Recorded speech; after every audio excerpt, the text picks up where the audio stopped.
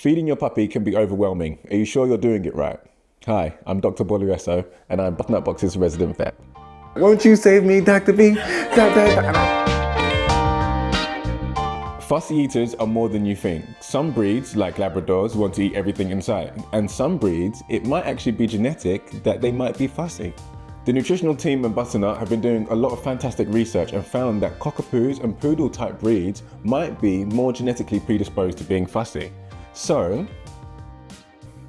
breeds such as Truffle Hare, Cockapoo mixes, might just be genetically fussy, so it might not be that they're being stubborn or difficult with their feeding time.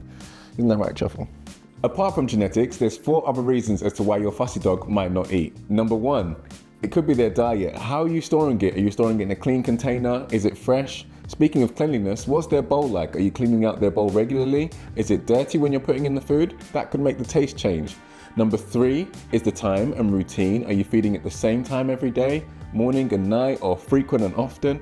And then number 4, are you using snacks? Because if you're using a lot of snacks, they're unlikely to eat their main meals. Did you get food from the breeder? When can you move them onto other food, like fresh? Transitioning food can happen almost immediately. Just make sure you're doing it slow and over a period of 2 weeks.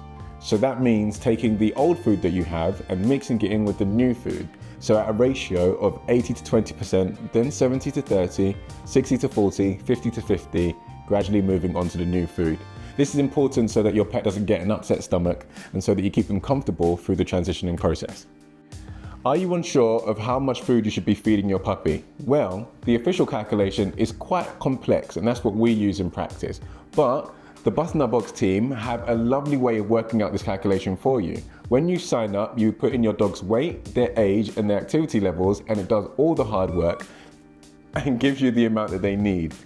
If you're feeding another food, then what you can do is look at the back and there will be an expected amount that you should feed the dog on a daily basis for their expected weight.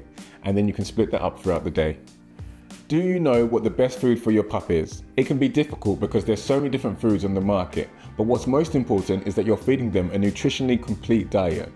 This means that they have everything they need in one bite. So this includes the vitamins, the minerals, the protein and the carbohydrates. And for young puppies, it's especially important to make sure that the protein is rich, just so that it can meet their high calorific needs.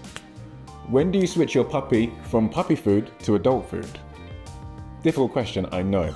Depends on whether your food has a life stage attached to it. So some foods will have life stages attached to it depending on what stage of life the food is suitable for.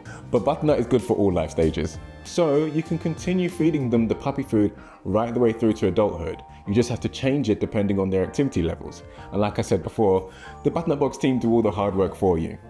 Often with other foods, you'll have to look and see whether it's a puppy food or an adult food. And usually I would recommend switching it after adolescence.